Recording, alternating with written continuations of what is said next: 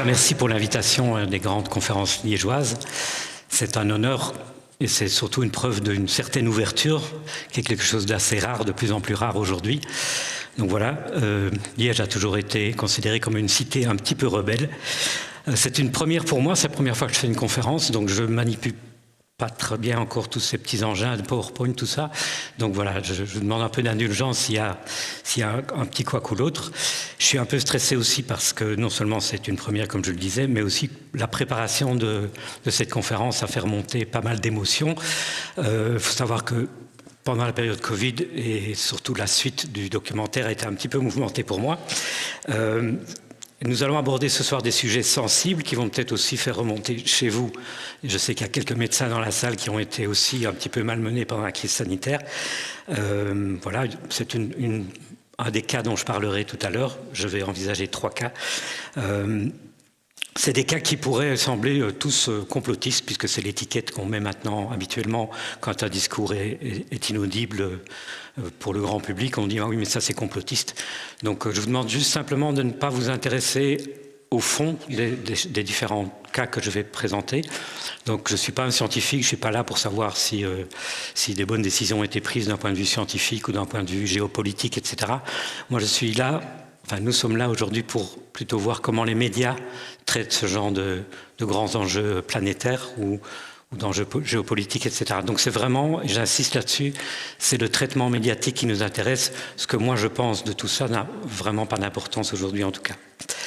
Alors ce serait une conférence pas du tout académique, je parle de mon vécu, donc voilà, je ne suis pas quelqu'un qui suis très inspiré par les bouquins, moi je regarde beaucoup de films, ma culture à moi elle est plutôt audiovisuelle, vous allez le voir. Je fais une petite parenthèse globale, ce qu'on appelle une précaution oratoire. Vous m'entendrez parler des médias, de la RTBF, des journalistes, comme s'il fallait les mettre tous dans le même panier. Évidemment, il y a des exceptions. Évidemment, il y a des gens qui font du bon travail. Ce que je pointe surtout du doigt, c'est le fast-food journalisme, c'est-à-dire les gros titres qui font la une et qui font qu'on clique, qu'on les partage sur les réseaux sociaux. C'est les JT qui sont des condensés très très succincts de l'actualité. Je répète, il y a des gens dans les journalistes qui font du bon travail. Voilà, alors, dernière chose, j'ai déjà assisté à quelques conférences où je vois des gens, parce que ça les intéresse, prendre une photo de l'écran ou bien prendre des notes à la volée. Sachez que sur la dernière dia, c'est la dernière slide, vous aurez un QR code. Et en scannant ce QR code, vous aurez accès à toutes les sources que je vais citer ce soir. Par exemple, les films en entièreté, puisqu'ici, évidemment, il y aura des extraits très, très brefs. Mais sachez que voilà, vous pourrez avoir accès à toutes mes sources, à tout ce que je vais citer ce soir. Alors, c'est pas tout à fait complet, parce que j'étais un petit peu à la bourre pour terminer. Donc, si vous scannez ce soir, vous n'aurez pas encore tout. Il vaut mieux attendre demain. Voilà. Je voudrais commencer par une première question. Qu'est-ce que ça vous fait, à vous, quand vous recevez ce genre de choses ?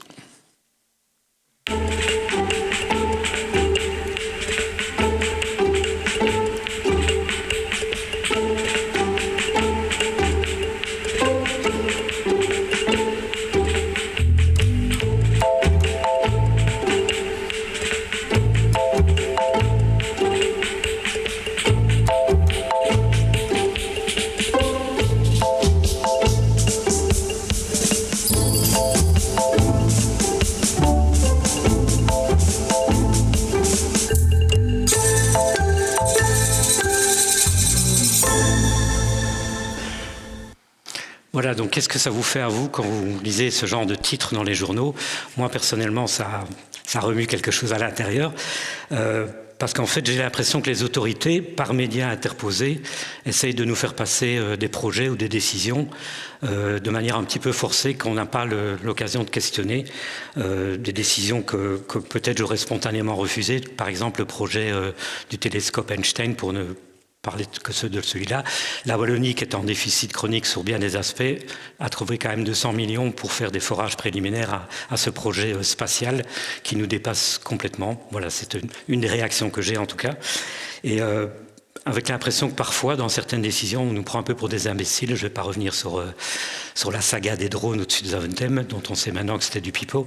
Mais voilà, alors, pourquoi je me sens habilité à en parler, c'est parce qu'en fait, longtemps, ça a été mon job, en fait, de faire passer de la communication pour de l'information. Vous allez le voir au travers de mon parcours.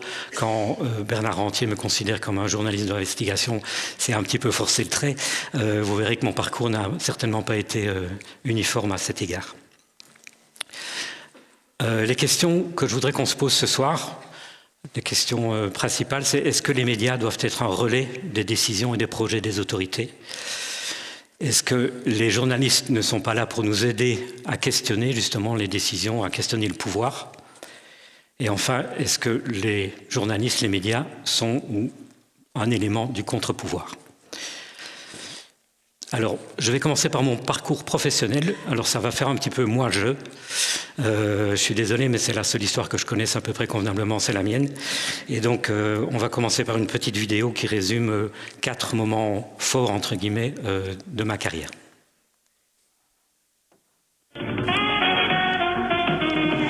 Reportage maintenant d'un garçon de 20 ans qui est né à Verviers, donc en Belgique, et qui s'appelle Bernard Crutzen.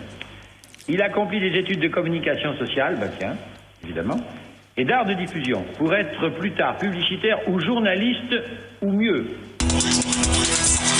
Est-ce que ce sont encore des animaux sauvages? Je pense que oui, dans le sens où, par exemple, pour tourner ce plan, il était hors de question que je me mette derrière lui.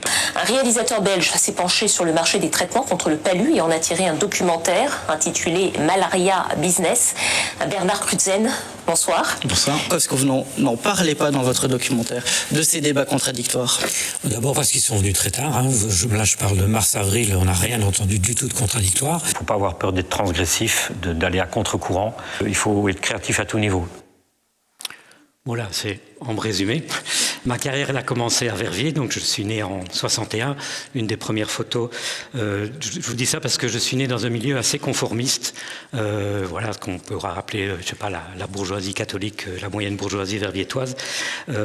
Avant de commencer, bon, j'étais déjà adolescent apparemment assez contestataire et surtout un peu con. Enfin, c'est ce qu'on m'a dit en tout cas.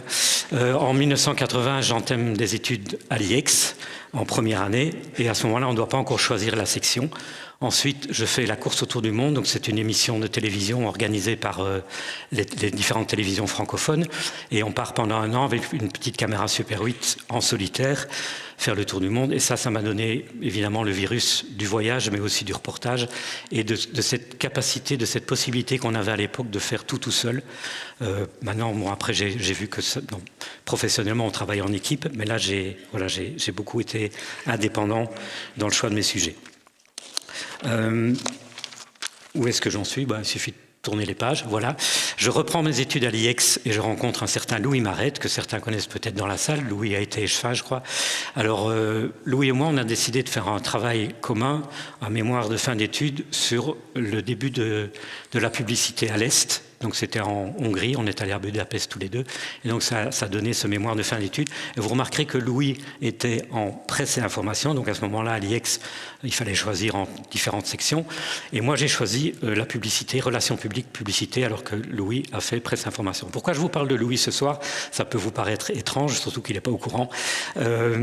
C'est parce qu'en fait, on va avoir des parcours complètement inverses, c'est-à-dire que moi je vais passer de la pub au journalisme, alors que lui il va passer du journalisme à peut-être pas la pub, mais en tout cas la communication, la relation publique, etc. Et à un moment, on va se télescoper au milieu du trajet. Voilà. Louis Marette donc commence sa carrière à la Libre, à l'ADH, ici à Liège. Alors que moi, je commence dans une agence de publicité. Ça, c'est mon premier contrat de travail. Et puis très vite, le virus du reportage me reprend. Et donc, parallèlement à mon travail dans des agences de pub, je commence à faire des reportages aux 4 coins de la planète si possible. C'est plus agréable. Et après, pendant 7 ans, je vais vivre à l'île de la Réunion avec toute la SMALA, mes enfants, et je réalise là des reportages et des documentaires pour les chaînes de télévision françaises, ce qui me permet de découvrir toutes les îles de l'océan Indien. C'était une période assez magique pour moi. Quand je rentre, petit détail, en 2001, je suis à la Réunion quand ceci arrive, l'Amérique frappée, le monde saisi d'effroi. Et vous, où étiez-vous le 11 septembre? C'est quelque chose que dont tout le monde se souvient. Et ça, pour moi, était un point de bascule. On y reviendra tout à l'heure. De 2008 à maintenant, enfin pas tout à fait maintenant, j'ai fait pas mal de films institutionnels, donc pour les institutions européennes, même pour l'OTAN, voilà, je ne suis pas gêné de le dire. Donc j'étais vraiment dans le milieu des communicants, c'est-à-dire que c'était on peut appeler ça des publi-reportages, c'est-à-dire qu'on fait semblant que c'est des reportages, mais en fait, évidemment, tout est cadenassé. La moindre virgule est étudiée de près par les responsables de communication. L'avantage de tout ça, c'est que ça gagne bien sa vie. Ensuite, donc, oui, c'est pas ensuite, c'est en même temps, je travaille donc pour des agences de presse et de communication. Il y a une grosse ambiguïté là, et je pense que c'est important de le noter. Tout à l'heure, je vous ai dit que j'avais l'impression d'avoir, pendant un certain temps, faire de la communication en faisant passer ça pour de l'information. Et là, on est au cœur du problème, c'est que ces agences qui gravitent autour de l'Union européenne, en fait, ont des clients comme France 24 ou de chaînes espagnoles, dont vous voyez les logos ici. Je ne sais pas où je peux pointer. Ah, voilà, ça c'est une télévision catalane, ça c'est une télévision espagnole, et aussi comme client la Commission européenne. Et donc ils se retrouvent parfois dans une certaine ambiguïté, un peu des conflits d'intérêts. Est-ce que je dois rapporter certaines choses que fait la Commission européenne, même si ce n'est pas toujours terrible? Enfin voilà, on va creuser ça tout à l'heure parce que j'ai un exemple plus flagrant encore. Ça m'a donné accès à une carte de presse. Il faut savoir que pour beaucoup de journalistes, c'est le Graal. Quand vous avez une carte de presse qui est délivrée en fait par, vous le voyez là-haut, le ministère de l'Intérieur, ça veut dire que par exemple, la police ne peut pas vous arrêter comme elle veut parce que vous avez une espèce de laissez-passer. Voilà, ça c'est différentes cartes de presse. Un petit épisode qui a été marquant pour moi. Donc à l'époque, je travaillais pour une société, enfin j'avais un contrat avec une société de production de ce genre de film.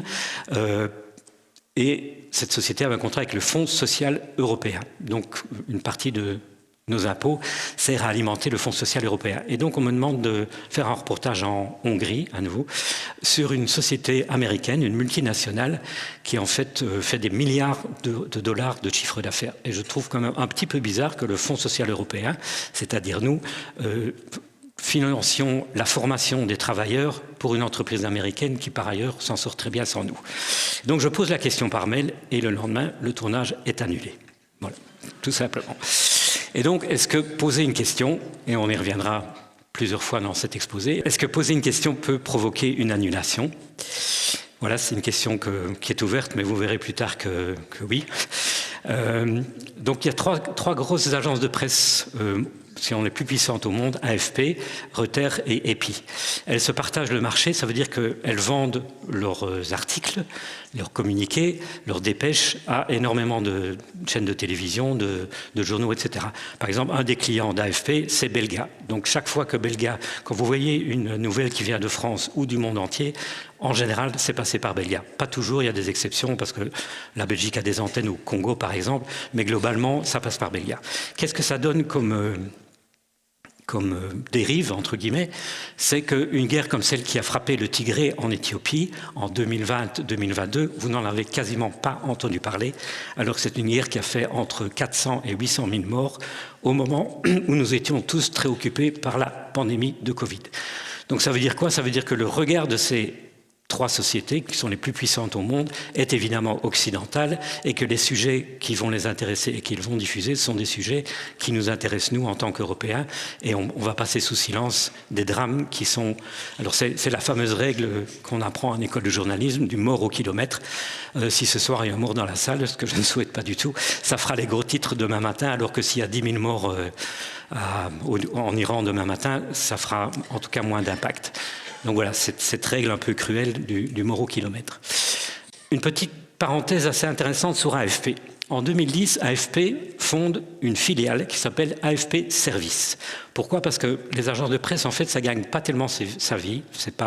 Faut savoir que globalement, les gens peut-être fantasment sur le métier de journaliste, mais c'est un métier assez précaire. On se fait pas d'argent avec ça. Les gens qui investissent dans les médias, c'est en général pour d'autres raisons que des raisons financières. Et donc, ils décident de faire une agence de com qui est liée à AFP en reprenant le logo. Donc, comme ça, ils jouent un peu sur les deux tableaux. Et ils travaillent pour des institutions comme la Commission européenne. Ils travaillent pour des lobbies, pour des ONG, etc. Et donc, ça pose quand même un petit problème. Je vais vous citer un exemple. Ah oui, pardon. 10 ans plus tard, quand même, ils ont senti que c'était un peu gênant aux entournures, donc ils ont changé l'appellation. Ça s'appelle plus AFP Service, ça s'appelle Fact Story. Parce qu'ils ont bien compris le malaise. Il y a un certain nombre de médias, d'ailleurs, qui ont relevé ça. Information, communication. Parlons de Ursula von der Leyen, présidente de la Commission européenne. Fact Story a un contrat, je ne sais pas si c'est le cas, mais c'est un exemple qui pourrait tout à fait arriver. Je sais que Factory a des contrats avec la Commission européenne, mais peut-être pas directement avec Madame von der Leyen. Mais en tout cas, ils sont censés, à travers, puisque c'est un client, de donner une bonne image de la Commission européenne, de la présidente de la Commission européenne. Par ailleurs, imaginons, c'est une pure hypothèse, que Madame von der Leyen soit soupçonnée d'avoir des conflits d'intérêts dans, je sais pas, un marché public relatif. Voilà. On ne va pas s'étendre là-dessus. Que fait AFP ? Eh bien, AFP, c'est un peu compliqué pour eux, parce que d'une part, ils sont payés, et assez grassement, ça je peux vous le dire, les contrats sont assez faramineux, pour donner une bonne image de la Commission européenne, et voilà que Mme von der Leyen est soupçonnée de choses dont on n'a pas tellement envie de parler. Et donc, vous voyez comment des agences de presse, qui sont censées nous informer correctement, sont parfois très mal à l'aise avec des nouvelles qu'elles doivent diffuser, ce qui explique pour que certaines infos ne nous parviennent pas. Ici, c'est un petit détail, l'AFP est financée entièrement ou partiellement par le gouvernement français. Donc ça, si vous allez sur la chaîne YouTube de l'AFP, mais d'autres médias, évidemment, si vous allez sur Russia Today, par exemple, vous verrez la même chose. Donc ça prouve bien qu'il y a une ingérence de la part du pouvoir. On revient au thème de la conférence. Les médias, sont-ils un contre-pouvoir à partir du moment où ils sont en partie financés par les gouvernements ou par les États ? Celui qui a fait le job, puisque les médias ne l'ont pas fait, et qui a creusé cette histoire de conflit d'intérêts, parce qu'il y a quand même quelque chose derrière, c'est pas tout à fait une hypothèse, s'appelle Frédéric Baldan, il est hutois, il est citoyen et lobbyiste, et en tant que citoyen et lobbyiste, il a déposé plainte contre Ursula von der Leyen. Alors, je ne sais pas si je vais retrouver exactement sa plainte, voilà. S'estimant victime de faits de corruption, prise illégale d'intérêt, destruction de documents publics, c'est les fameux SMS, usurpation de titres et fonctions et d'atteinte arbitraire à mes droits garantis par la Constitution, je dépose plainte contre Ursula von der Leyen. Il a fait une conférence de presse avec Michel Rivasi, feu Michel Rivasi, et suite à cette conférence de presse, sa carte de lobbyiste lui a été tout simplement supprimée. Alors que c'est son job c'était d'aller au Parlement européen, de négocier, etc. En général, il s'occupait surtout des relations entre la Belgique et la Chine. Donc, sa carte de banque, sa carte de lobbyiste est tout à fait supprimée et donc il ne peut plus travailler. Là-dessus, il fait un bouquin qui s'appelle Ursula Gates, un bouquin très documenté. Franchement, il a fait un travail de journaliste alors que ce n'est pas son métier. Il a essayé de vérifier tout ce qu'il affirmait. Et franchement, moi j'ai lu ce bouquin, il y a des choses que, évidemment, nous ne soupçonnons pas puisque la presse n'en parle pas. Le passé de Mme von der Leyen est assez chargé. Si vous voulez vous procurer le bouquin, vous le verrez. Donc voilà, suite à ce bouquin, ce bouquin a reçu une couverture médiatique microscopique, donc vous n'en avez certainement pas beaucoup entendu parler. LN24, pendant 3 secondes, a montré le bouquin. LN24, c'est 1% de part de marché en Belgique francophone, donc ça ne représente pas grand-chose. Et par contre, Frédéric Baldan a été immédiatement sanctionné. Ses comptes en banque ont été bloqués par une décision unilatérale de sa banque, qui a probablement reçu un coup de fil de là-haut, où on lui a fait comprendre qu'il commençait vraiment à déranger le bazar. Donc voilà. Est-ce que vous avez entendu parler de cette histoire dans Le Soir, La Libre ou L'Écho ? Alors, j'ai un petit peu regardé, j'ai fouillé, j'ai rien trouvé via le moteur de recherche. Donc apparemment, d'après Frédéric Baldan, ils n'en ont pas du tout parlé. Qui a fait le job ? Évidemment, ce sont les médias alternatifs.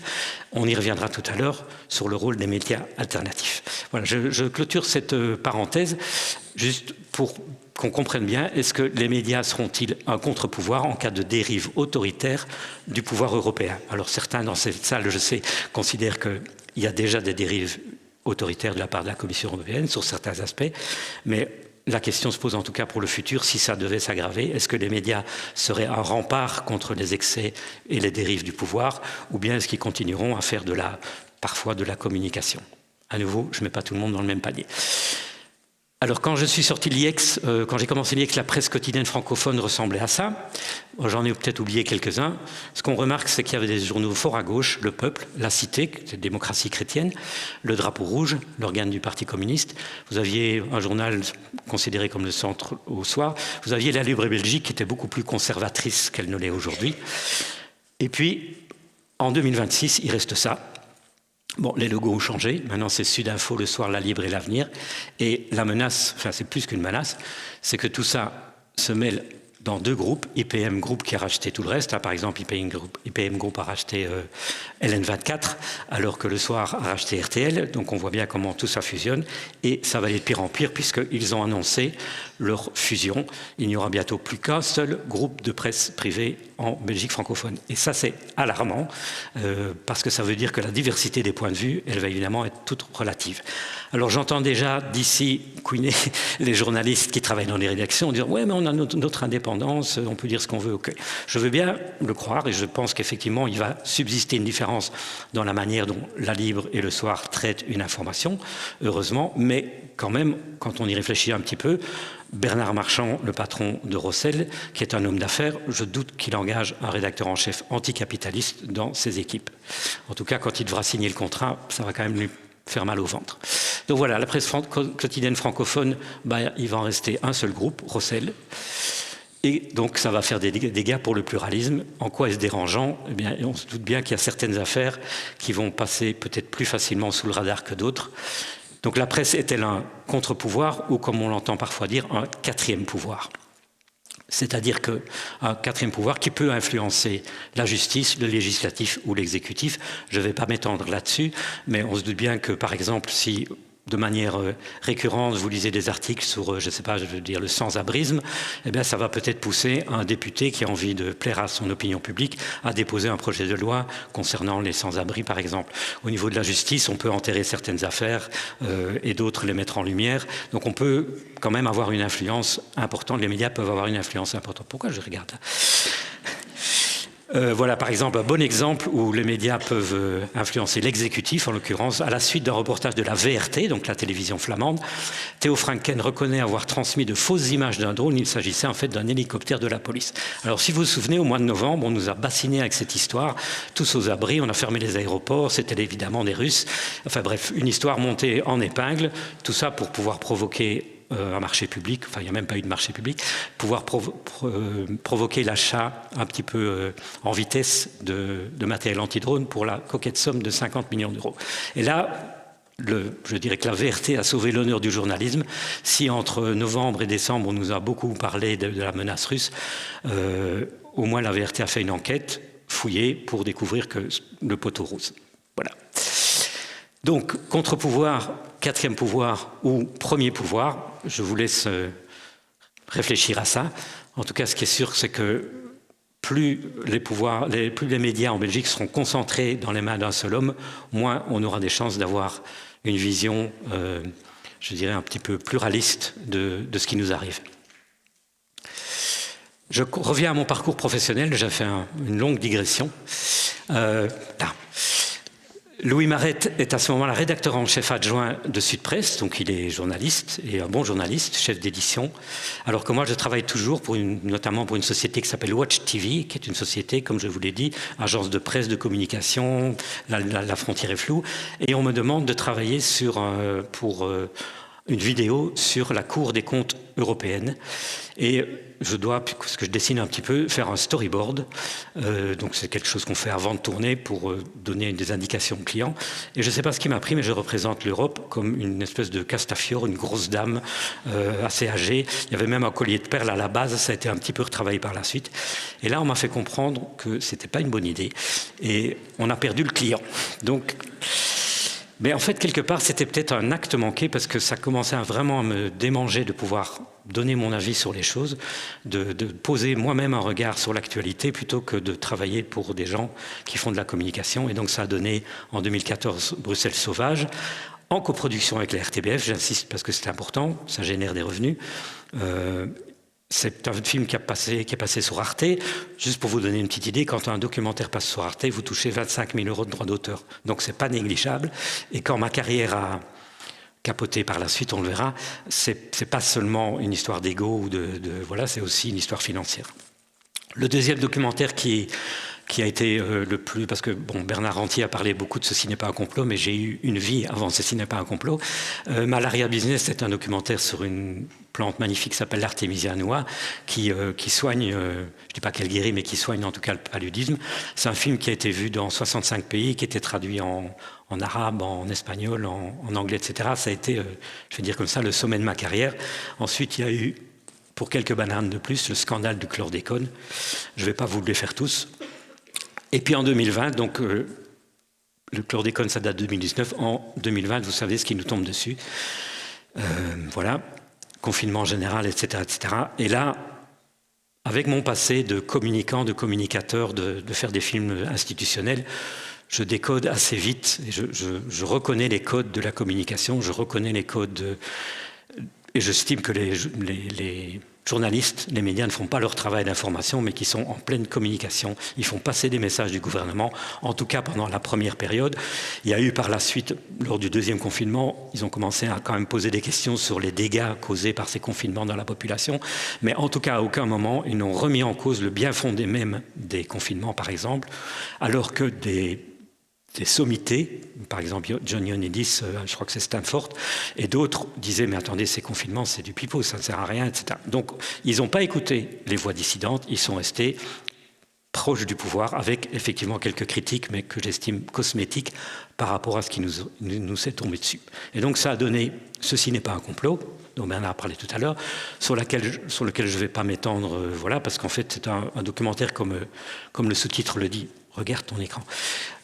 Comment les médias racontent le Covid. Donc voilà, tout est dans le titre. J'ai essayé de me pencher sur la manière, les messages qu'on faisait passer. C'est un film qui a eu beaucoup de succès populaire, pas un succès d'estime dans les médias, mais voilà, 1 900 000 vues et un crowdfunding de 85 000 €, qui est le plus grand crowdfunding réalisé en Belgique. Et voilà, séquence Calimero. Alors ça, c'est injuste. C'est vraiment trop injuste. Voilà. Ce qui m'est arrivé après, évidemment, les médias, quand vous attaquez les médias vous attaquent. Pas tellement sur le film, enfin oui, il y a effectivement eu des articles. Alors d'abord, de nouveau, je tiens à relativiser. Il y a 4 médias au moins qui m'ont invité à débattre. Donc c'est BX1, c'est LN24, c'est la maison de la presse et de la communication ici à Liège, et Nos Télé qui a même diffusé le film. Ils ont pris de gros risques parce que vraiment, c'était pas du tout dans l'air du temps. Donc je pense que des médias, de nouveau, je les mets pas tous dans le même panier, même si d'autres, Le Vif, Le Soir, L'Écho, j'en passe d'autres, La Libération, même en France, m'ont taillé un costume de complotiste avec les conséquences que ça a eu sur la suite de ma carrière. Moustique, par exemple, m'a exclu à vie, donc, parce que mon documentaire manquait d'honnêteté intellectuelle, propageait des informations biaisées et toxiques. Et donc, il faut savoir que Moustique, chaque année, fait le bilan de tous les programmes qui sont passés à la télé. Et donc, voilà, je suis exclu à vie de l'entre-soi journalistique. Et pendant ce temps-là, notre ami Louis Marette est devenu directeur de la communication au CHU de Liège. Évidemment, là, on s'est rencontrés frontalement, puisque lui organisait, par exemple, il invitait la presse à venir filmer l'héliportage de patients qu'on emmenait vers l'Allemagne parce que les hôpitaux étaient saturés, alors que moi, j'essaie de dénoncer derrière, justement, cet emballement médiatique. Donc, nos deux carrières, qui partaient en sens inverse, se sont télescopées à cet endroit-là. Je ne vais pas donc m'étendre sur la réaction des médias à ce film, puisqu'il y a un bouquin que j'ai écrit qui s'appelle « Chronique d'un retour de flamme », dans lequel j'explique tout ça dans le menu détail. Bouquin que vous pourrez trouver à la sortie. La charmante Francine s'occupera de vous le procurer, et je le dédicacerai volontiers si ça intéresse quelqu'un. Donc cette étiquette de complotiste me colle comme le sparadrap du capitaine Haddock. Très difficile de s'en débarrasser. J'ai retrouvé sur Internet un cartoon que je trouve assez amusant. Je vais vous le montrer en gros plan. Donc c'est un bœuf qui essaye d'alerter ses congénères sur le fait que là au bout il y a un abattoir et qu'en fait ils vont être découpés en pièces pour servir de nourriture. Et évidemment le public se moque de lui. Ah, monsieur complot recommence. Vous voyez, j'ai rajouté, ça c'est un détournement que j'ai fait moi-même. Si la télé et la radio étaient là, ce serait plus un complotiste, ce serait un lanceur d'alerte. Ce qui fait passer d'un statut à l'autre, c'est évidemment les médias. Si vous êtes dans les grands médias, vous êtes un lanceur d'alerte. Si vous êtes dans les médias alternatifs, vous êtes un complotiste. Voilà, j'ai fait un film après qui s'appelle La loi, la liberté. Ceci n'est plus une crise sanitaire, donc c'est la suite du premier. Où je dénonçais le fait que nous allions, grâce notamment au Covid Safety Ticket, tout droit vers une société de contrôle numérique. C'est un film qui lui aussi a été financé à hauteur de 85 000 €, mais il n'a fait que 70 000 vues. Vous voyez, 1 900 000, 70 000. Qu'est-ce qui s'est passé entre deux? Eh bien, un bashing médiatique total, donc pas un journal, pas y compris le journal de Verviers, alors que le film démarre à Verviers. Personne n'a parlé de ce film. Sur les réseaux sociaux, blackout absolu également. Et donc, voilà, moi j'estime avoir été victime d'un bashing, mais peut-être que je prends les choses trop personnellement, parce qu'entre-temps, il s'était aussi passé un événement majeur, c'est-à-dire l'invasion de l'Ukraine par la Russie, qui a fait passer le Covid en arrière-plan. Ces deux films, je les porte un peu comme des cicatrices, c'est-à-dire à la fois preuve que je me suis battu, mais aussi un rappel que ça a été un petit peu douloureux. Alors là, juste une petite parenthèse, des médias m'ont accusé d'avoir dit qu'ils étaient complices des autorités. Je n'ai jamais dit ça. Par contre, je les ai trouvés extrêmement complaisants avec les autorités, surtout quand on commençait à comprendre. Et par exemple, de nouveau, je rappelle que ce n'est pas sur le fond que je m'exprime ici, sur la campagne vaccinale, etc. C'est pas ça le problème, c'est de nouveau le traitement médiatique. Il y a quelque chose qui me semble important. Je vais essayer de retrouver ma phrase exacte. Hop. Voilà, je vais vous la mettre là. C'est quelque chose qu'on trouve aussi régulièrement sur Internet. Si vous permettez aux politiciens de piétiner vos droits, ils créeront des crises pour piétiner vos droits. Et donc je pense que les médias, à cette époque-là en tout cas, n'ont pas été suffisamment un rempart contre les excès du pouvoir. Donc crise sanitaire et puis crise guerre en Ukraine et puis crise climatique et puis enfin toutes les crises s'enchaînent les unes derrière l'autre et j'estime personnellement, bon, voilà c'est un peu de vue personnelle, que c'est pas leur job de juste faire de la communication autour de tout ça, mais qu'ils devraient se poser et faire des enquêtes un peu plus fouillées. Alors on me dira qu'ils n'en ont pas les moyens, on verra. Je vais passer maintenant en revue 3 cas. Si j'ai le temps, sinon il n'y en aura que 2. 3 cas que j'ai étudiés d'un peu plus près pour montrer ce double jeu, entre guillemets, entre communication et information. Alors pendant ce temps-là, juste, on va dire au revoir à Louis Marette. Il est devenu responsable communication de la maison du Grand-Duc au Luxembourg et on peut l'en féliciter. Voilà. Alors, est-ce que les cas que je vais vous présenter sont complotistes ? Ben justement, c'est une réflexion que, évidemment, je me suis faite. Et je pense que le terme complotiste est en fait un mécanisme de défense de la part des autorités et de la part des médias, dès que ça n'arrange pas le discours officiel, la pensée dominante, etc. On traite quelqu'un de complotiste. Et je pense, moi, personnellement, qu'en fait, ça engendre l'effet inverse. C'est-à-dire que ça va cliver d'autant plus la société. Voilà, c'est une des spécialités de l'RTBF, c'est de faire un amalgame. Si les gens qui doutent sont donc des complotistes. Et à partir de ce moment-là, vous disqualifiez la personne qui s'exprime, vous ne regardez pas ce qu'il dit, vous attaquez le messager au lieu de regarder le message de près. Alors, je reviens sur mon film, il n'était évidemment pas exempt de certaines approximations. Quand on fait un film tout seul, qui a une centaine d'informations dedans, il y en a probablement 4 ou 5 qui sont un petit peu plus faibles. Mais voilà, c'est pas pour ça que le film devait être, à mon sens, traité de complotiste. Donc en fait, en disqualifiant les personnes dissidentes, ils vont aggraver le clivage dans la société en anti et pro, comme si on ne pouvait être que anti et pro, comme s'il n'y avait rien au milieu. C'est-à-dire, il y a des gens qui se sont fait traiter d'anti-vax alors qu'ils ne faisaient que dire qu'on n'a pas assez de recul sur les injections à ARN messager, c'est une technologie nouvelle, etc. Et tout d'un coup, ils étaient anti-vax, alors que pendant 50 ans, ils ont été pro-vax. Voilà, il n'y a pas de ligne médiane possible. Avant de passer au cas suivant, au premier cas, pardon, je vais vous montrer quelque chose. C'est un objet en 3D. C'est la réalité. Je ne sais pas si vous savez, mais la réalité, ça ressemble à ça. Donc, la réalité, en fait, vous pouvez, je vais essayer d'être le plus précis possible, voilà. La réalité, ça peut ressembler à ça, à un triangle. Ça peut ressembler, je vais le mettre d'abord dans l'autre sens, à ceci. C'est quasiment un carré parfait, pour peu que la lumière soit... C'est pas facile. Je ne sais pas si c'est moi ou la lumière qui doit bouger. Enfin, voilà. En gros, vous avez compris, ça peut être un carré. Ça peut être aussi un rond. Et ça peut être, si vous remettez le carré dans l'autre sens, voilà. Vous voyez, le R de réalité est à l'envers. Cette lettre-là, en alphabet cyrillique, ça se dit Ya, comme dans Versia, qui veut dire version. Et donc c'est là que je veux en arriver. Il y a plusieurs versions de la réalité. Suivant l'éclairage qu'on lui donne, vous pouvez avoir, l'impression, c'est l'allégorie de la caverne de Platon. Hein. Ce que l'on voit, c'est pas nécessairement la réalité, c'est une projection qu'on nous donne de la réalité, et on se fait une idée, rond, carré, triangle, plus tous les étapes intermédiaires. Hein. Si la lampe de poche avait été plus par là ou plus par là, on aurait eu encore une ombre différente. Et donc je crois que c'est vraiment important de comprendre que pour avoir une meilleure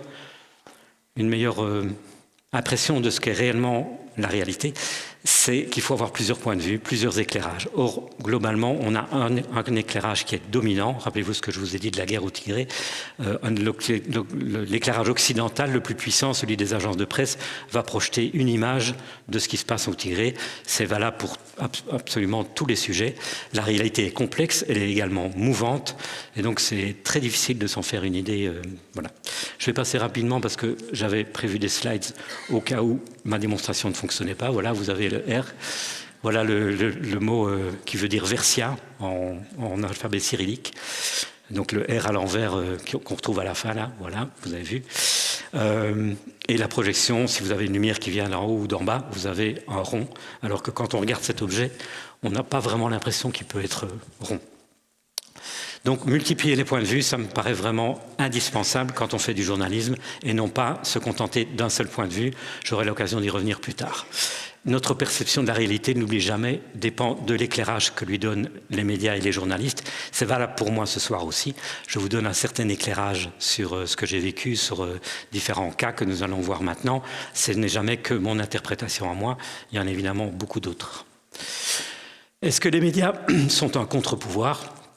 Cas numéro 1, juste un fait divers à Woluwe-Saint-Pierre. Alors, qu'est-ce qui se passe ?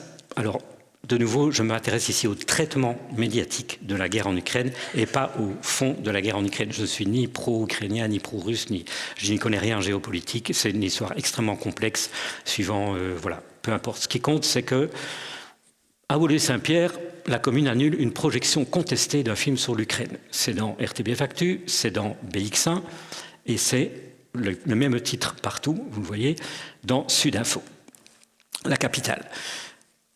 Et si on regarde, ça vient en fait de Belga. Et donc j'ai appelé Belga, enfin j'ai échangé par mail avec Belga, avec le rédacteur en chef francophone de Belga, pour savoir d'où il tenait l'information à la base. Parce que si on lit bien l'article, je vais vite le faire, la projection du documentaire Ukraine-Russie derrière l'écran de fumée, programmé jeudi à 20h au cinéma Le Stockel à Woluwe-Saint-Pierre, a été annulé, a confirmé en fin d'après-midi à Belga, le bourgmestre faisant fonction Tanguy Verheyden.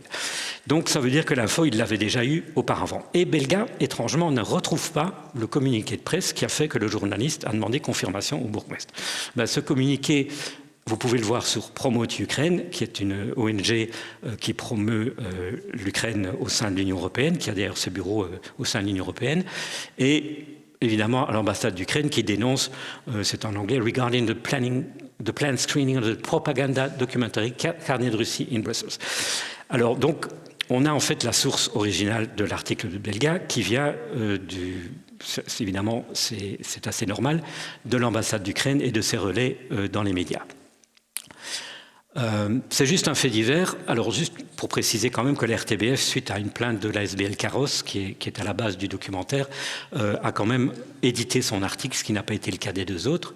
Les questions que ceci pose, parce que c'est quand même là que je veux en venir, c'est un exemple parmi d'autres, les questions que ça pose, c'est est-ce que les journalistes, les médias doivent être un relais des autorités, en l'occurrence ici les autorités ukrainiennes et les autorités communales, qui se félicitent d'avoir annulé ce documentaire parce que c'était un film de propagande pro-russe.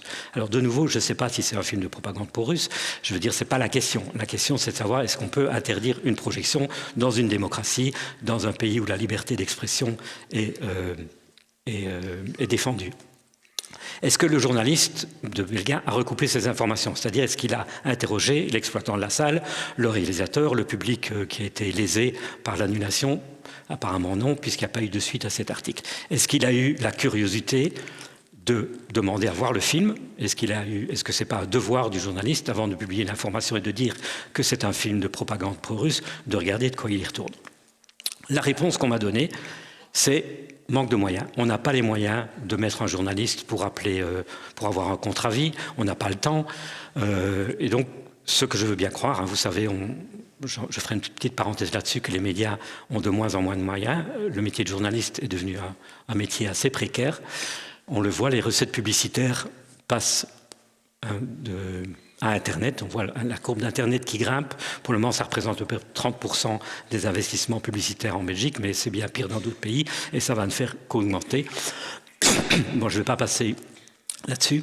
La deuxième réponse, quand même, c'est la manque de volonté politique. On sent bien que les médias mainstream qui ont qui ont adopté depuis le début de la guerre en Ukraine, qui ont adopté le point de vue atlantiste, le point de vue occidental, le point de vue européen. Je ne me prononce pas là-dessus, mais simplement je dis qu'il n'y a pas la volonté politique de donner un autre éclairage. Rappelez-vous ce que j'ai montré tout à l'heure. L'éclairage dominant, c'est invasion de l'Ukraine par la Russie. Il y a quelques dissidents qui essayent de pointer une autre façon, une autre interprétation de la guerre en Ukraine. Manque de volonté politique, évidemment, ce que j'ai intitulé un fait divers ne l'est pas pour tout le monde. Vous doutez que le réalisateur du film, lui, voit ça d'un très mauvais œil. Il estime que c'est une atteinte à la liberté d'expression et il a d'ailleurs porté plainte pour ça. Vous connaissez le plan dialectique, thèse, synthèse, thèse, antithèse, synthèse. Si on censure certains pans de l'antithèse, eh bien la synthèse va évidemment se déplacer vers le discours dominant. Alors, il ne faut pas être naïf, c'est valable dans l'autre sens aussi. Les Russes sont évidemment privés de notre vision de la guerre en Ukraine. Donc, c'est un jeu évidemment de pouvoir influencer les opinions publiques. Je pense que personnellement, je ne voudrais pas vivre en Russie parce que parfois on me dit « mais vas-y, prends l'avion pour la Russie » quand j'ai un discours peut-être un peu trop tolérant vis-à-vis de ce qui s'y passe. Un petit extrait de ce film parce que simplement pour vous dire, parce que moi je le connais, je l'ai vu, que oui, on peut dire que c'est un film de propagande russe, on peut aussi dire que c'est un film qui essaye de rétablir peut-être une certaine vérité. Voilà, il y a évidemment plusieurs vérités. Imaginons que demain, le gouvernement belge interdise à la communauté germanophone de Belgique de parler l'allemand, supprime les partis politiques et finisse par bombarder Eupen et Saint-Vith. L'Allemagne resterait-elle sourde à leurs appels à l'aide ? Il faut rappeler que l'interdiction de parler sa langue maternelle constitue les prémices d'un génocide. Voilà, c'est vraiment un tout petit extrait.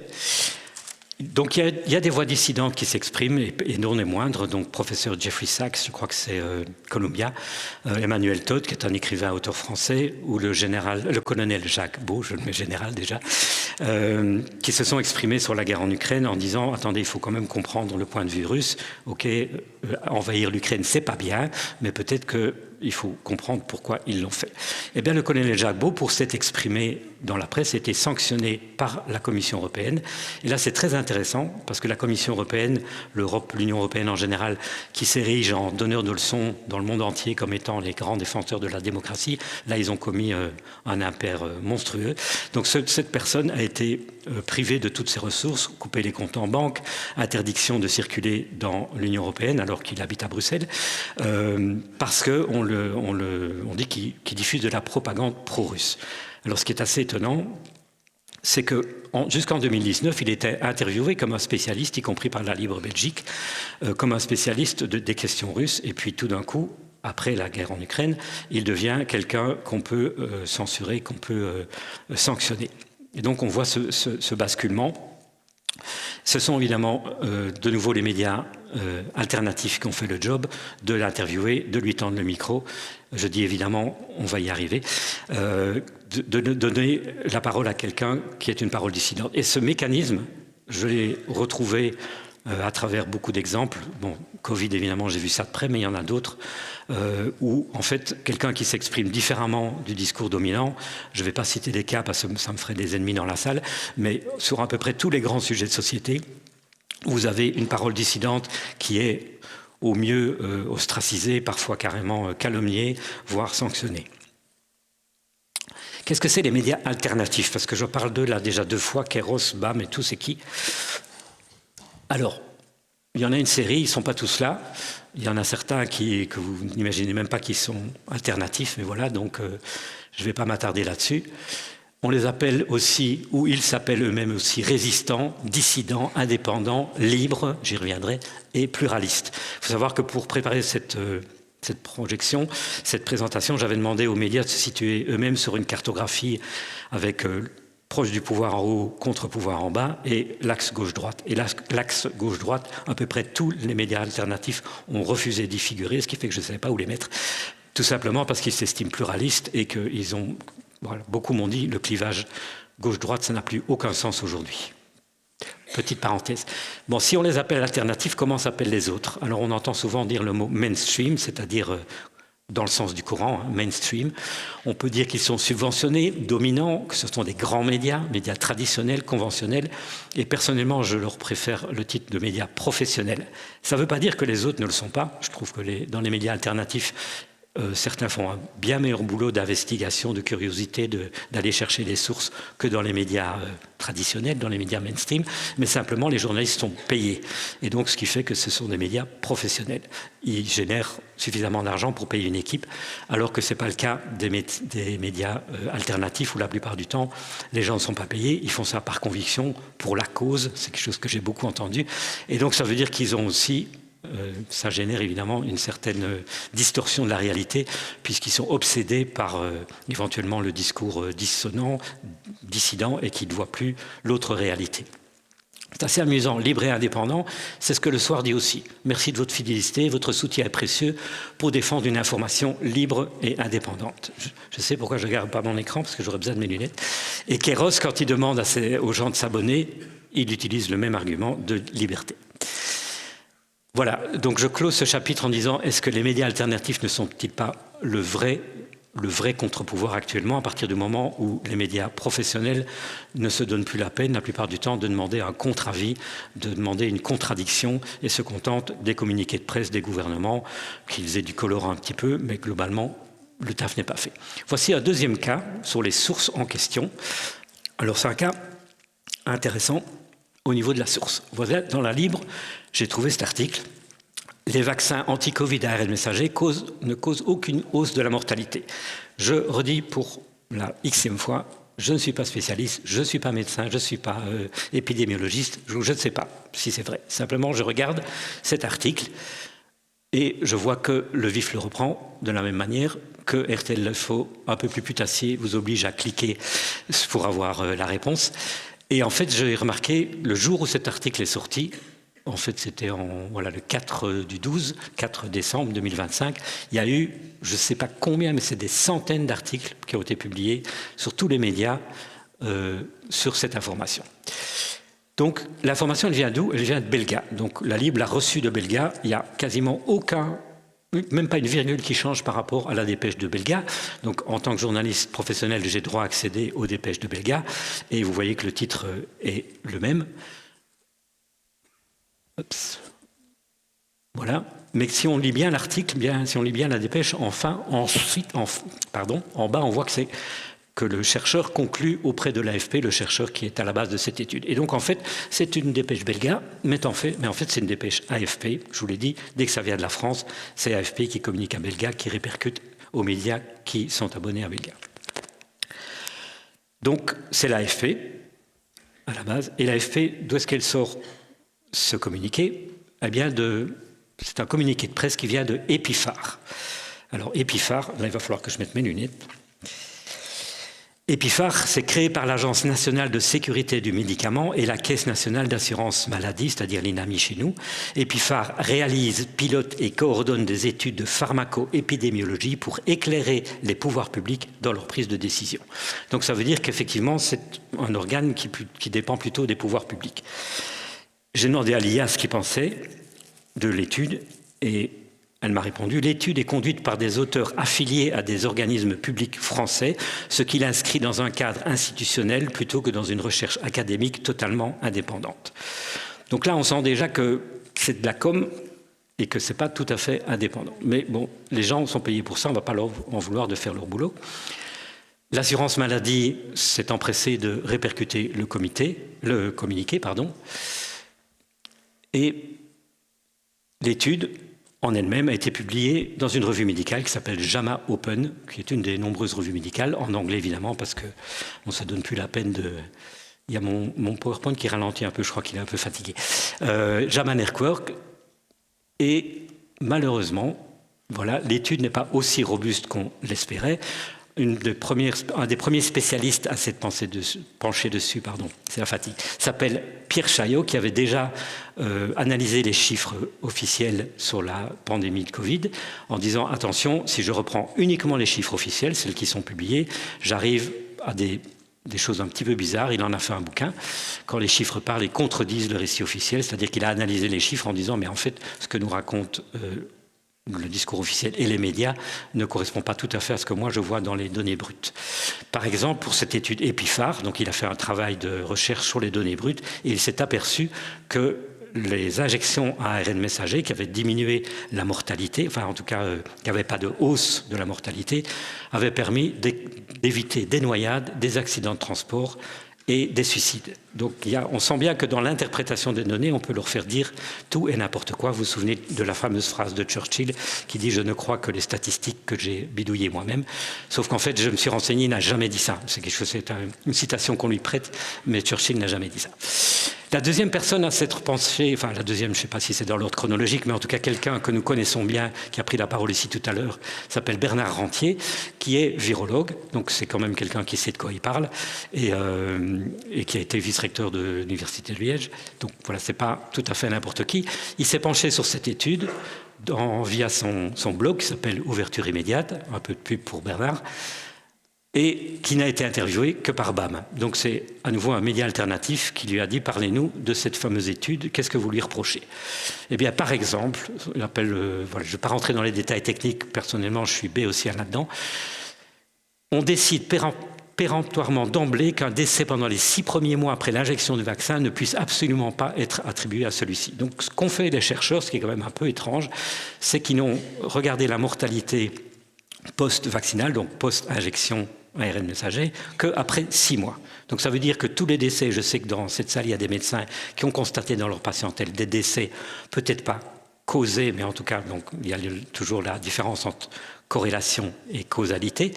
Donc le lien n'est pas établi, mais en tout cas, dans leur patientèle, voilà, il y a 2-3 médecins ici qui le savent, ils ont constaté après 1 semaine, 2 mois, 3 mois, parfois le lendemain, des décès. Eh bien, tous ces décès n'ont pas été pris en compte.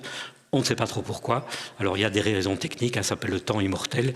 Bernard Rentier vous expliquera ça si ça vous intéresse tout à l'heure au bar. En tout cas, ce que moi je constate, c'est que la source même n'est pas aussi robuste qu'on pouvait l'espérer. Une plainte a même été déposée par un certain nombre de spécialistes contre cette étude en disant que c'était une escroquerie scientifique, notamment par le docteur Martin Zizi, qui parle de fakery en anglais. Martin Zizi qui a un CV long comme mon bras. Alors, les études scientifiques, Lancet, qui est considérée comme la principale revue, une des meilleures revues scientifiques au monde, une grande partie de la littérature scientifique, peut-être la moitié, est tout simplement falsifiée. La science a pris un virage vers les ténèbres. C'est une citation du rédacteur en chef du Lancet, M. Horton. En voici une autre. Il est devenu tout simplement impossible de croire une grande partie des recherches cliniques publiées ou de se reposer sur le jugement d'autorité médicale reconnue. Après 20 ans au poste d'éditeur en chef du New England Journal of Medicine, je ne puis que faire ce constat écœurant. Et donc moi, ça me pose quand même un petit problème quand les médias vous parlent d'une étude scientifique comme si c'était la science avec un grand S, comme si rien ne pouvait être discuté et contesté. Je pense que là, ils commettent une erreur et qu'il ferait bien de retourner à la source, ou en tout cas, ce qui, je pense, aurait dû faire, c'est interroger Bernard Rentier. Il l'avait sous la main, ils ont probablement son numéro de téléphone, pour lui demander ce qu'il pensait de cette étude. Et donc, c'est de nouveau les médias alternatifs qui ont fait le job. Pourquoi, à votre avis, enfin c'est mon avis en tout cas, pourquoi est-ce que les médias mainstream publient ce genre de nouvelles avec beaucoup d'empressement d'ailleurs? Eh bien, tout simplement parce qu'ils ont été très encourageants en demandant à la population de se faire vacciner. Et donc, fatalement, maintenant, ils sont un petit peu mal pris si tout d'un coup on découvre que ça pourrait causer des décès dans la population. Et donc, voilà, ça n'a pas causé de mortalité supplémentaire, rassurez-vous. Donc voilà, Bernard Rentier était encore interrogé par la Libre à l'époque, je ne sais plus de quand ça date, décembre 21, virologue. Pour les experts de Vandenbroek, l'idéal est d'enfermer tout le monde, mais il existe une stratégie alternative. On lui donnait encore la parole à l'époque. Sur l'étude EPIFAR, personne ne l'a téléphoné. Je trouve que ce genre de choses a des conséquences insidieuses.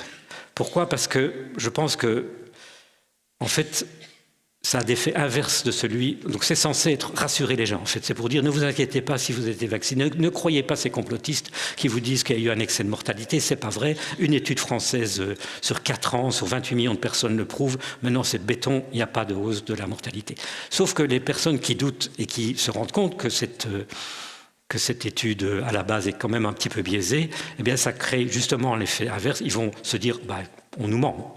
Et donc, c'est bien parti pour dire qu'en fait, ces vaccins sont faits pour réduire la population mondiale, j'ouvre des guillemets, le plan est lancé, etc. Et donc on voit très bien comment une faille qui n'est pas tout de suite, comment dirais-je, sur laquelle on ne met pas une rustine tout de suite en disant attention, cette étude est peut-être quand même un petit peu biaisée, va en fait provoquer l'inverse, c'est-à-dire que les gens vont foncer dans les théories complotistes.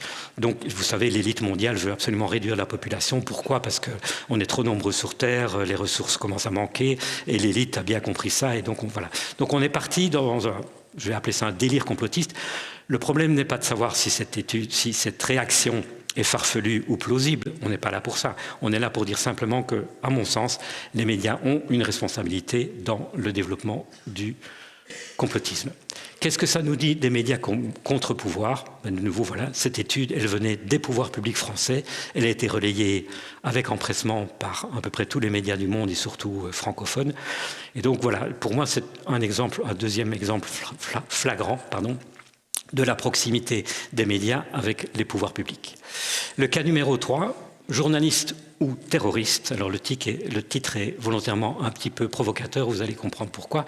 Je vous demande, pour ceux qui parlent anglais, de bien écouter les commentaires du début et pour ceux qui ne parlent pas anglais, qui ne comprennent pas l'anglais, de bien regarder les sous-titres en français.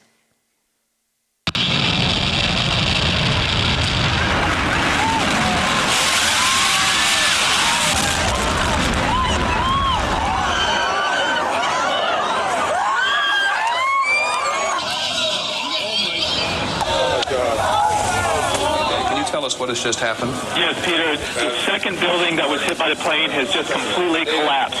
The entire building has just collapsed, as if a demolition team set off. When you see the old demolitions of these old buildings, it folded down on itself and it is not there anymore. Le matin du 11 septembre 2001, il n'y avait pas encore de version officielle des attentats et les commentaires des journalistes étaient spontanés. Anybody who's ever watched a building being demolished on purpose knows that if you're going to do this, you have to get at the under infrastructure of a building and bring it down.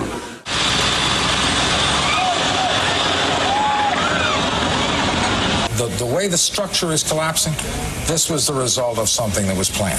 Comme la grande majorité de l'opinion publique, j'ai mis longtemps à réaliser qu'un troisième immeuble s'était écroulé le 11 septembre sans avoir été percuté par un avion. For the third time today, it's reminiscent of those pictures we've all seen too much on television before when a building was deliberately destroyed by well-placed dynamite to knock it down. Dès les tout premiers jours, après une enquête fulgurante, les autorités américaines fournissent tous les éléments d'information.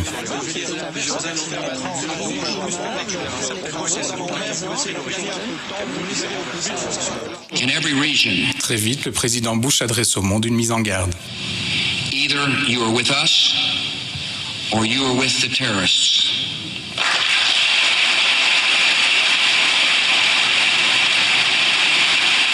Voilà, alors la mise en garde de George Bush est assez intéressante. Soit vous êtes avec nous, soit vous êtes avec les terroristes. Mettez-vous à la place d'un journaliste qui entend ça. Il n'a vraiment pas envie de passer pour un terroriste. Et donc il va plus ou moins rester proche du discours officiel avec peut-être des questions périphériques. Il y en a un. On retrouve un passeport mais pas les boîtes noires. Enfin, je ne vais pas rentrer dans le débat. De nouveau, ce n'est pas la question. Je ne veux pas savoir s'il y a un complot. Enfin, c'est en tout cas pas l'objet de ce soir, de savoir s'il y a un complot derrière les attentats du 11 septembre. L'extrait que vous avez vu vient d'un film qui s'appelle Épouvantail, autruche et perroquet, 10 ans de journalisme sur le 11 septembre. Je ne sais pas si Olivier est dans la salle. Donc Olivier est le réalisateur du film et une réflexion sur un tabou médiatique entretenu depuis 10 ans de journalisme sur le 11 septembre. En fait, ce film, moi, je l'ai reçu après avoir fait Ceci n'est pas un complot, où je dénonçais, comme je l'ai dit, enfin, je m'intéressais à la manière dont les médias racontaient le Covid. Et donc, Olivier s'est intéressé bien avant moi à la manière dont les médias racontaient le 11 septembre. Et donc, j'ai trouvé des similitudes. Vous verrez par la suite, on a interviewé les mêmes personnes aussi. Donc, ça m'a vraiment bousculé. Je vous disais tout à l'heure, j'étais à l'île de la Réunion en 2001 quand les attentats ont eu lieu. J'ai vraiment foncé tête baissée dans le discours officiel. Terroriste, machin, Ben Laden. Du coup, Ben Laden qui est saoudien, qui vit en Afghanistan, mais on va attaquer l'Irak. Enfin, pour moi, tout était bon. C'était une attaque terroriste et il n'y avait pas de questions à se poser là-dessus. Ce qui nous intéresse ici, c'est le traitement médiatique réservé aux personnes qui vont questionner la version officielle. Et donc, l'enquête qu'a menée Olivier est extraordinaire. Moi, ça m'a vraiment remué. Comme je dis, j'ai trouvé des similitudes. Alors, journaliste terroriste, tout ça, est-ce que ce n'était pas destiné à fabriquer un consentement pour la guerre en Irak? Donc ça veut dire que suite à ces attentats, les États-Unis attaquent l'Irak. Ça fait des dégâts. Donc quand on dit il faut que la population suive, il faut que l'armée y aille, 4500 soldats tués. Au niveau des Irakiens, entre 40 000 et 70 000 Irakiens ont été tués dans cette guerre. Voilà. Donc on peut quand même se poser des questions de ce que j'ai appelé la fabrique du consentement, c'est-à-dire que il faut préparer l'opinion publique à rentrer en guerre. Et personnellement, quand je vois ce qui est diffusé en ce moment dans nos journaux, j'ai un peu les chocottes.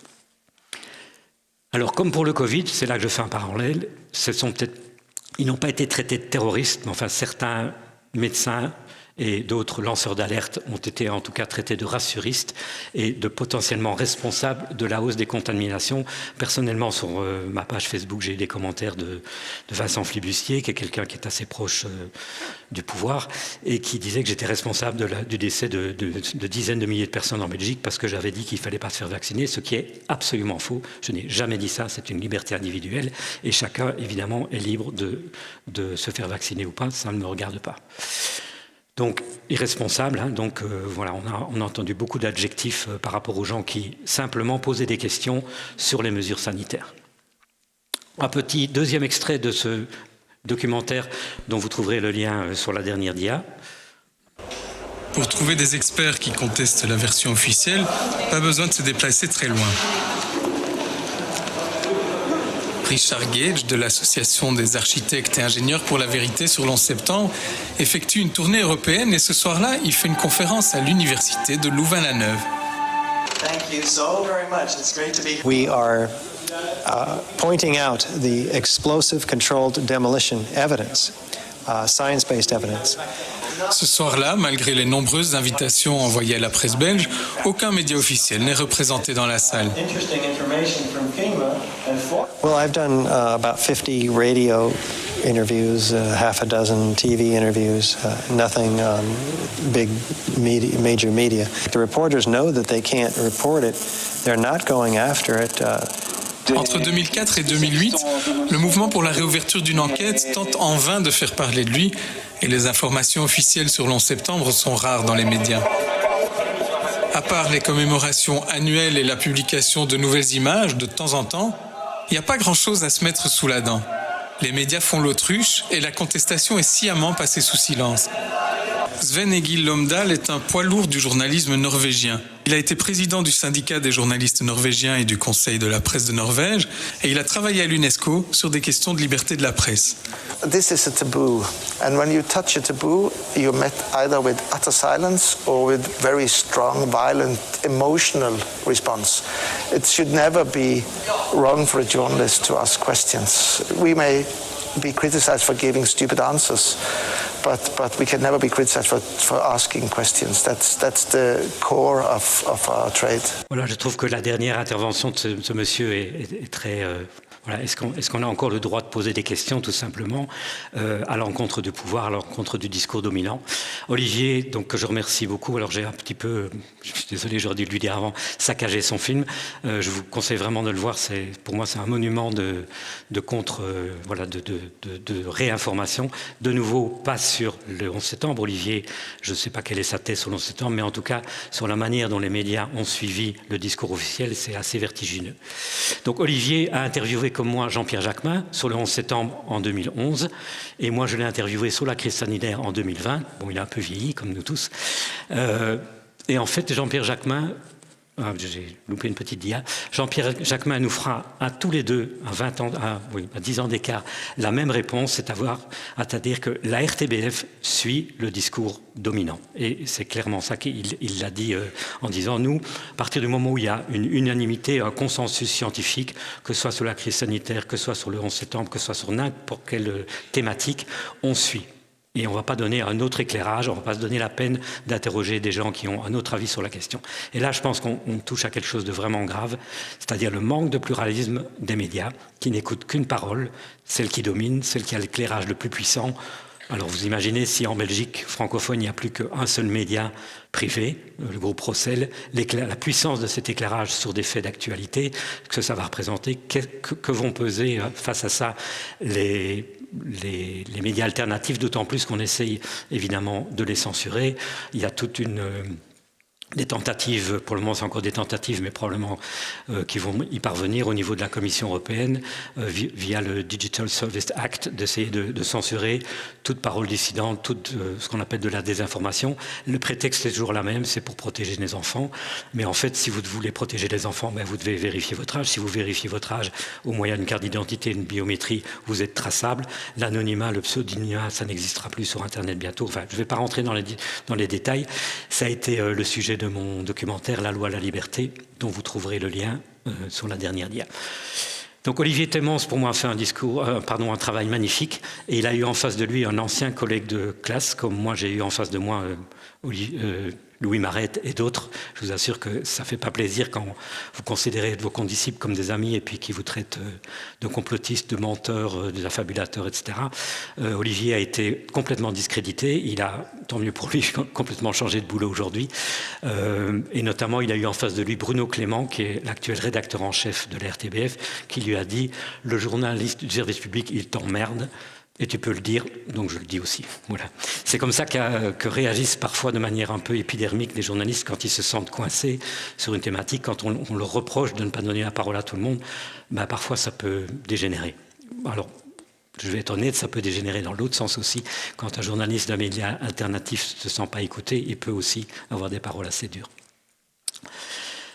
Est-ce que se faire insulter parce qu'on pose une question, de nouveau, je reviens à, pour moi, une thématique importante, c'est que on n'a même plus le droit parfois juste de poser une question. On approche de la conclusion. Ce que je reproche personnellement aux journalistes, aux médias en général, mais pas tous de nouveau, il y a du slow journalisme au travers de revues comme Médor par exemple, ou Wilfried et tout, qui creusent les sujets, qui vont beaucoup plus en profondeur. Ce que je reproche en tout cas aux JT, aux médias dominants, aux gros titres, c'est d'éviter de donner un autre son de cloche et de nous permettre de nous faire une meilleure image de la réalité, en tout cas de l'éclairer avec différents points de vue. Une trop grande proximité avec les autorités, je vais vous donner quelques exemples où en fait on reprend la narration officielle, le narratif, c'est un mot qui fait très complotiste, et on le copie-colle tel quel. Un manque de diversité des points de vue, je l'ai dit. Et donc ça a quoi comme conséquence? On a beaucoup de mal à comprendre l'autre. Je vais reprendre le cas de la Russie. On a beaucoup de mal à comprendre pourquoi la Russie envahit l'Ukraine si on ne lui donne pas au moins l'occasion de l'entendre. Est-ce que ce n'est pas notre droit à nous? C'est un droit d'ailleurs qui est garanti par la Constitution et par la Charte européenne des droits de l'homme. Nous avons droit à une information, si possible plurielle. N'est-ce pas aussi le devoir des journalistes de nous donner plusieurs versions des faits et de ne pas se cantonner à la version officielle? La charte de Munich, qui ont signé à peu près tous les médias en Belgique francophone, et donc par extension les journalistes qui travaillent pour eux, précise que, je ne vais pas tout lire évidemment, respecter la vérité, quelles qu'en puissent être les conséquences pour lui-même, et c'est en raison du droit que le public a de connaître la vérité. Alors, il existe en Belgique un organisme qui s'appelle le Conseil de déontologie journalistique. Alors c'est un organe d'autorégulation, c'est pas du tout un tribunal des médias. Et d'ailleurs ce comité, ce conseil est constitué des médias eux-mêmes. Donc c'est une espèce d'entre-soi où ils décident quand un des journalistes a exagéré, de lui donner un blâme. Ça va pas jusqu'à la condamnation. RTL a récemment été condamné pour cette fameuse émission sur les chômeurs profiteurs. Vous pouvez déposer une plainte au CDJ, c'est très facile, c'est en ligne. Ça prend quelques minutes et c'est gratuit. Et je vous encourage à le faire chaque fois que vous estimerez qu'un article est trop éloigné de la vérité, ou en tout cas la vérité telle que vous l'apercevez vous. Le devoir des journalistes serait de vous donner en tout cas plusieurs éclairages sur cette vérité. Voilà. En conclusion, je dirais que les journalistes pour leur défense disent qu'ils manquent de temps, ce qui n'est pas faux, qu'ils manquent de moyens. Mais bon, moi, je sais pas, j'ai quand même une question. Quand j'étais petit, j'ai été visiter l'imprimerie du Jour à Verviers et je voyais des gars mettre des petits cubes de plomb comme ça, un par un, pour sortir un journal. Ça devait quand même coûter vachement cher, alors que maintenant, avec les moyens modernes, vous pouvez interviewer quelqu'un en téléconférence, même s'il est allé au bout de la tête, vous pouvez faire retranscrire l'interview par l'IA, elle peut vous structurer. Donc, ok, il manque de moyens, mais le journalisme est devenu aussi beaucoup plus rapide et beaucoup moins cher. Est-ce qu'il n'y a pas quand même un manque de volonté politique de rendre compte de la diversité des points de vue? Mes attentes à moi, je ne sais pas si vous les partagerez, c'est je voudrais un peu plus de respect du pluralisme, d'honnêteté journalistique, d'être un peu plus un élément de contre-pouvoir. Je pense que si ça donne à ça, ils retrouveront un peu de légitimité et peut-être que les abonnements reprendront à la hausse, puisque ce n'est pas le cas pour l'instant, à cause de la concurrence, comme on l'a vu, d'Internet. Voilà, je voudrais terminer par une parenthèse un peu plus spirituelle.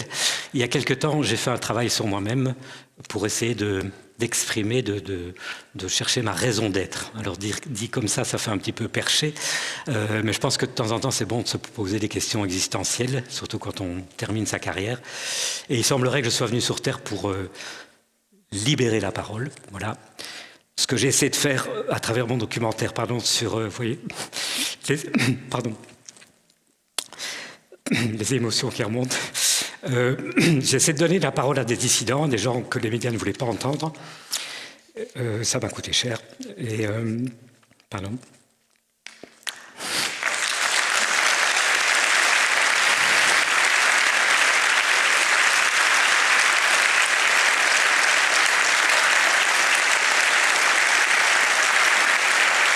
C'est pas fini.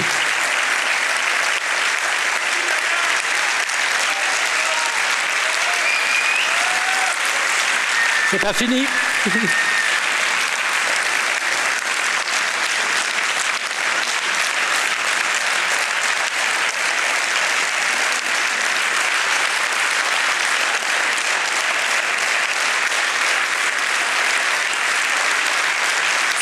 Non, c'est pas fini. Je voudrais encore en placer une. Donc, ce n'était pas seulement une conférence. C'était aussi un appel à la vigilance et à l'appel à peut-être même la résistance. Ne laissons pas ceux qui nous gouvernent, que nous avons élus, imposer leur agenda sans notre consentement. Ne laissons pas les gouvernements nous préparer au contrôle numérique, à la précarité et à la guerre par médias interposés. Les journalistes ne peuvent pas rester sans cesse du côté des autorités. Ils doivent être de notre côté. N'oublions jamais de le rappeler. Je vous remercie.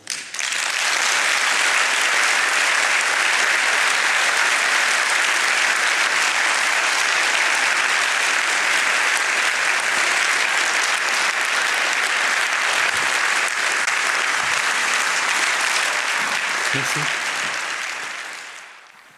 Merci Bernard pour cette réflexion sur le rôle des médias et de leur place dans nos démocraties contemporaines. Le thème des médias comme contre-pouvoir suscite naturellement des réactions, des sensibilités et parfois des désaccords. Et c'est précisément pour cela qu'il nous semblait important de l'aborder. L'objectif des grandes conférences liégeoises n'est pas de dire que les médias sont ou ne sont pas un contre-pouvoir. Il n'est pas non plus de prendre position ou de délivrer une vérité définitive. Notre rôle est d'ouvrir des espaces de réflexion, de proposer des regards différents, parfois complémentaires, parfois critiques, et de permettre à chacun et chacune de se forger sa propre opinion. Là où beaucoup de débats se réduisent à des positions immédiates et polarisées, nous pensons au contraire que la nuance, l'écoute et la confrontation des idées restent essentielles. C'était le but ce soir. Donc un grand merci à vous Bernard.